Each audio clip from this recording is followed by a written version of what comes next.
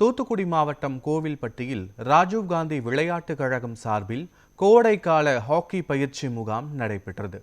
தூத்துக்குடி மாவட்டம் கோவில்பட்டி வஉசி அரசு ஆண்கள் மேல்நிலைப்பள்ளி மைதானத்தில் ராஜீவ்காந்தி விளையாட்டுக் கழகம் சார்பில் 29ஆம் ஆண்டு கோடைக்கால ஹாக்கி பயிற்சி முகாம் நடைபெற்றது. இதில் 80க்கும் மேற்பட்ட பள்ளி மாணவ மாணவிகள் பங்கேற்று 8 அணிகளாக பிரிந்து 2 நாட்கள் நடைபெறும் ஹாக்கி போட்டிகளில் கலந்து கொள்கின்றனர். இதையடுத்து லீக் போட்டிகளுக்கு பின்னர் அரையிறுதி மற்றும் இறுதி போட்டிகள் நடைபெற உள்ளது.